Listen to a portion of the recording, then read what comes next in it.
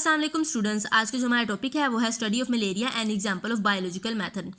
Biological method को apply करते हुए हम आज स्टडी करेंगे मलेरिया को। तो स्टूडेंट्स, अगर आपने मेरा ये चैनल सब्सक्राइब नहीं किया तो please like and subscribe my channel so that कि इससे नेक्स्ट टॉपिक की वीडियो आपको फ़ौरन मिल जाए। तो चलिए स्टार्ट करते हैं। Malaria is a common disease in many countries including Pakistan. We will go through the history to know how the biology solve the biological problem concerning the cause and transmission of malaria. Malaria जो थी वो common disease थी बहुत सी countries में including Pakistan, और हम अब देखेंगे इसकी हिस्ट्री को, मलेरिया की हिस्ट्री को, कि किस तरह बायोलॉजी ने इस बायोलॉजिकल प्रॉब्लम को सॉल्व किया और हमें बताए मलेरिया के काजेटिव एजेंट, और ये भी बताया कि किस तरह मलेरिया स्प्रेड होता है। चलिए चलते हैं इसकी हिस्ट्री की तरफ। In ancient time more than 2000 year ago physician were familiar with malaria. तो फिजिशियन क्या थे? फेमिलियर थे मलेरिया से। They describe it as a disease of chills and fever with reckoning attack. उन्होंने मलेरिया को इस तरह से डिस्क्राइब किया कि फीवर होता है और साथ में क्या होता है, सर्दी लगती है, चिल, और क्या होता है, बार बार अटैक्स आते हैं। ठीक है। They also observe that the disease was more common among people living in the low and marshy areas. उन्होंने ये भी ऑब्जर्व किया कि ये जो बीमारी है ये ज़्यादा कॉमन है उन लोगों में जो कि लो और मार्शी एरियाज़ में रहते हैं। मार्शी एरियाज़ कहते हैं दलदली एरिया को जहाँ पर पानी खड़ा रहता है। It was thought that the stagnant water of marshes poison the air and as a result of breathing in this bad air the people got malaria. उन्होंने ये अंदाज़ा लगाया कि जो खरा हुआ पानी है, स्टैगनेंट वाटर जो है, खरा ठहरा हुआ पानी जो है मार्शेस का, पॉइजन दी एयर, एयर को पॉइजन कर रहा है, और उस वजह से क्या हो रहा है कि जो लोग हैं जो मार्शी एरियाज़ में रहते हैं वो क्या कर रहे हैं, उस बैड एयर में जो है वो सांस जब लेते हैं तो उनको मलेरिया होता है। आगे चलते हैं। This belief leads to the name of this disease. इस यकीन ने ना इस बीमारी का नाम रखा the Italian word mala. Mala means bad and aria, aria means air. ठीक है, बैड एयर। मलेरिया का क्या मतलब है? Bad air. For further clarification some volunteer drank stagnant water from the marshes. Further clarification के लिए कुछ वॉलंटियर्स ने क्या किया कि वो जो ठहरा हुआ पानी था उसको पिया मार्शेस का, और ये देखने के लिए कि क्या ये पानी पीने से मलेरिया फैलता है। They did not develop the disease, लेकिन उनको क्या हुआ, मलेरिया नहीं हुआ। इसका मतलब क्या, उनको ये पता चला कि ये जो ड्रिंकिंग वाटर, जो वाटर उन्होंने पिया है मार्शी एरियाज़ का, तो उसकी वजह से मलेरिया नहीं हो रहा। तो फिर इसकी वजह क्या है? ठीक है, वो आगे जाके वो बताएंगे। अब देखते हैं क्वीना क्या है। इन दी 17th century when the new world America was discovered, many plants from the America were sent back to the Europe to be used as medicine. 17वीं सदी में जब अमेरिका को दरियाफ्त किया गया तो क्या हुआ, बहुत से प्लांट्स को जो था अमेरिका से यूरोप भेजा गया मेडिसिन के तौर पर इस्तेमाल करने के लिए। The bark of a tree known as quina was very suitable for curing fever. तो क्वीना एक ट्री था जिसकी बार्क को ना बीमारियों को, बीमारी मतलब ये क्या, बुखार वगैरह को ठीक करने के लिए बहुत ज़्यादा इफ़ेक्टिव साबित हुई। It was so beneficial that soon it was impossible to carry enough bark to the Europe. ये इतनी ज़्यादा फ़ायदेमंद थी कि लोगों ने इतनी इस्तेमाल की बुखार को ठीक करने के लिए, इतनी इस्तेमाल की कि जो था अमेरिका में ना इसकी कमी हो गई। तो फिर उसकी कमी होने की वजह से यूरोप में ना उसको लेके आना जो था ना वो ज़रा मुश्किल हो गया। Some dishonest merchant begins to substitute the bark of another tree cinchona. अब क्या था कि डिसऑनेस्ट मर्चेंट यानी बेईमान कुछ ताजर थे, उन्होंने कहा ओहो अब हम क्या करें, क्वीना तो ख़त्म हो गई, अब हम पैसे कैसे कमाएंगे। तो उन्होंने क्या किया, बेईमानी की। उन्होंने क्या किया, सिंकोना एक ऐसा ट्री था जो कि सिंकोना की जो बार्क थी ना वो क्वीना की बार्क से ना मिलती जुलती थी। उन्होंने क्या किया कि क्यों ना इसको इस्तेमाल कर लिया जाए एज आ क्वीना, और इसको एज आ क्वीना के तौर पे बेचा जाए, क्वीना की बार्क के तौर पे बेचा जाए। तो उन्होंने यही किया। उन्होंने क्या किया, वो लेके आए सिंकोना की बार्क को, और उन्होंने सिंकोना की बार्क को ना क्वीना की बार्क के तौर पर ना बेचना शुरू कर दिया। अब सिंकोना क्या है उसको देखते हैं। Cinchona was closely resemble to quina. जो सिंकोना है ना वो क्वीना से बहुत ज़्यादा मिलती थी।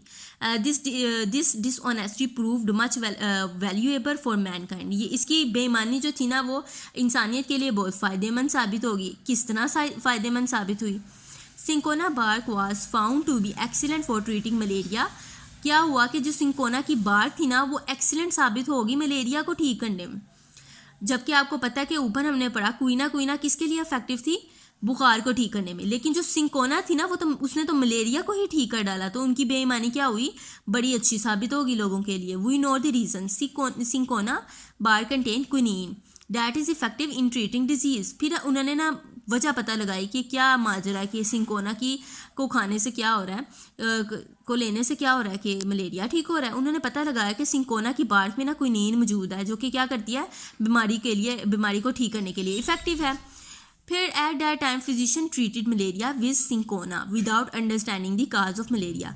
अब उस ज़माने में क्या हुआ कि फिजिशियन ने क्या किया कि मलेरिया को ठीक करना शुरू कर दिया सिंकोना के ज़रिए से, लेकिन अभी तक उनको ये नहीं पता था कि मलेरिया की वजह क्या है।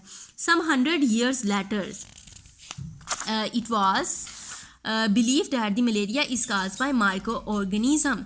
तो क्या हुआ, हज़ारों साल बाद ये पता चला कि जो मलेरिया है वो माइक्रो ऑर्गेनिज़म की वजह से फैलता है। Micro organism are the causes of malaria. ठीक है, अब लेवरेंस का वर्क आगे आ जाता है। Laveran's work, Laveran began to search for the cause of the malaria. Laveran ने क्या किया कि मलेरिया की वजह जो थी वो ढूंढनी शुरू कर दी कि क्या वजह है, मलेरिया का काजेटिव एजेंट कौन सा है। उसने एक छोटा सा एक्सपेरिमेंट किया। वो एक्सपेरिमेंट क्या था, he took a small amount of the blood from a malarial patient and examined under microscope. उसने क्या किया, मलेरियल पेशेंट का ब्लड लिया स्मॉल अमाउंट में और उसको माइक्रोस्कोप के नीचे क्या किया, ऑब्जर्व किया। ही नोटिस सम टाइनी लिविंग क्रिएचर। उसने नोटिस की कुछ टाइनी लिविंग क्रिएचर, टाइनी कहते हैं छोटी, small. His discovery was not believe by other scientist. लेकिन जो दूसरे साइंटिस्ट हैं उन्होंने इसकी डिस्कवरी पर यकीन ही नहीं किया। फिर 2 years later यानी 2 साल बाद अनदर फिजिशियन केम और saw the same creature in the blood of another malarial patient. तो दूसरे फिजिशियन ने भी क्या किया, जब उसने मलेरियल पेशेंट के ब्लड को ऑब्जर्व किया तो उसने भी यही सेम क्रिएचर को देखा।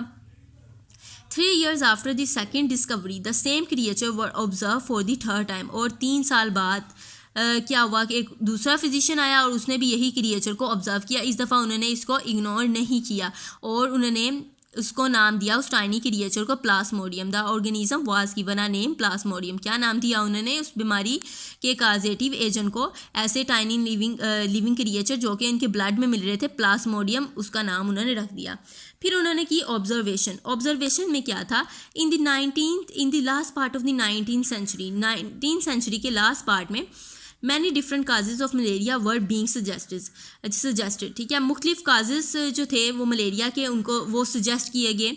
By that time there were 4 major observations about the malaria. उस वक्त क्या हुआ कि 4 मेजर जो ऑब्जर्वेशंस थी मलेरिया के बारे में वो बताई गई, 4 ऑब्जर्वेशंस की गई थी। वो कौन कौन सी थी?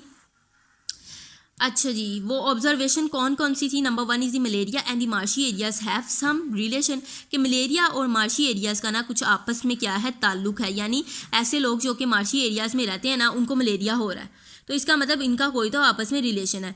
Number 2 is the quinine is an effective drug for treating malaria. और क्विनीन जो है ना वो मलेरिया को ट्रीट करने के लिए इफेक्टिव ड्रग है।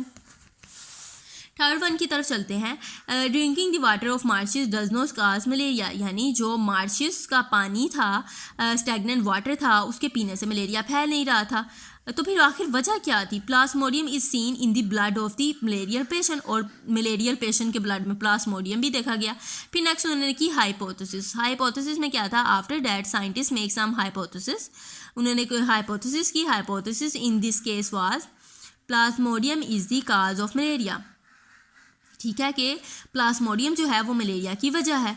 आगे मलेरिया की वजह है, यानी प्लाज्मोडियम की वजह से मलेरिया जो है वो फैल रहा है। उसकी वजह क्या है? काजेटिव एजेंट कौन सा है मलेरिया का? प्लाज्मोडियम। नेक्स्ट चलते हैं डिडक्शन की तरफ।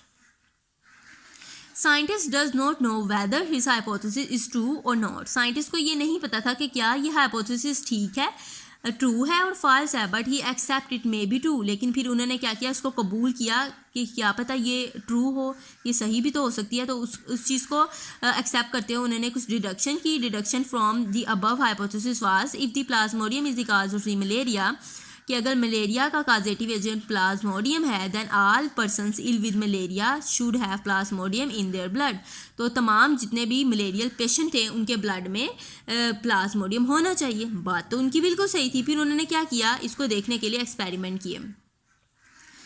एक्सपेरिमेंट क्या था? The next step was to test the deduction through the experiment which were designed as the blood of 100 malarial patient was examine under microscope. अब उसने क्या किया है साइंटिस्ट ने, जो जिसने एक्सपेरिमेंट नहीं किया, इस एक्सपेरिमेंट जिसने किया उसने किया क्या कि उसने 100 मलेरियल पेशेंट का ब्लड लिया, ठीक है, और उन 100 मलेरियल पेशेंट के ब्लड को माइक्रोस्कोप के अंडर क्या था, एग्जामिन किया।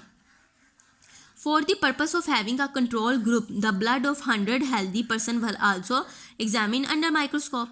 और क्या हुआ कि कंट्रोल ग्रुप के लिए उसने 100 हेल्दी पर्सनस का भी ब्लड लिया और उसको भी एग्जामिन किया। देखें, जब भी कोई भी एक्सपेरिमेंट किया जाता है ना, तो एक होता है एक्सपेरिमेंटल ग्रुप और दूसरा होता है कंट्रोल ग्रुप। एक्सपेरिमेंटल ग्रुप इसमें जो एक्सपेरिमेंटल ग्रुप है वो ये है कि मलेरियल पेशेंट का 100 मलेरियल पेशेंट का ब्लड, ठीक है, ये इसके ऊपर ऑब्जर्वेशन हो रही है, उसको एग्जामिन किया जा रहा है माइक्रोस्कोप के अंडर, तो ये क्या है, एक्सपेरिमेंटल ग्रुप है। कंट्रोल ग्रुप कौन सा? कंट्रोल ग्रुप एक ऐसा ग्रुप जिसमें देखें 100 हेल्दी पर्सन का जो ब्लड है वो एग्जामिन किया जा रहा है, जिसमें हेल्दी पर्सन का जो है पर्सन के ब्लड को एग्जामिन किया जा रहा है वो है कंट्रोल ग्रुप, और जिसमें मलेरियल पेशेंट के ब्लड को एग्जामिन किया जा रहा है वो क्या है, एक्सपेरिमेंटल ग्रुप। अब देखते हैं क्या हुआ, रिजल्ट्स क्या निकले। The result of the experiment showed that almost all the malarial patients has plasmodium in their blood. Result ये निकला कि तमाम के तमाम जो मलेरियल पेशेंट्स थे उनके ब्लड में प्लाज्मोडियम था, while the 7 out of 100 healthy person also had plasmodium in their blood. लेकिन जो 7 हेल्दी पर्सन थे आउट ऑफ 100 उनके ब्लड में भी प्लाज्मोडियम निकला। वो क्यों निकला? Now we know that the plasmodium in the blood of healthy people was in incubation period, यानी वो अभी स्टार्टिंग स्टेज थी मलेरिया होने की। उनके ब्लड में प्लाज्मोडियम अभी जो था पैरासाइट वो एंटर तो हो चुका था, लेकिन अभी सिम्टम्स शो नहीं हुए थे। The period between the entry of the parasite in the host and the appearance of the symptoms. Next चलते हैं, the result were quite convincing, और रिजल्ट बिल्कुल कन्विंसिंग था और प्रूव हो गया, हाइपोथेसिस प्रूव होगी कि Plasmodium is the cause of the malaria, ठीक है, और प्लाज्मोडियम क्या है, मलेरिया की वजह है। जो मलेरिया का काजेटिव एजेंट है वो कौन है, प्लाज्मोडियम। तो स्टूडेंट्स ये था हमारा आज का टॉपिक। अगर आप चाहते हैं इसे नेक्स्ट टॉपिक की वीडियो आपको फ़ौरन मिल जाए तो please like and subscribe my channel. मिलते हैं हम अपनी नेक्स्ट वीडियो में। अल्लाह हाफिज़।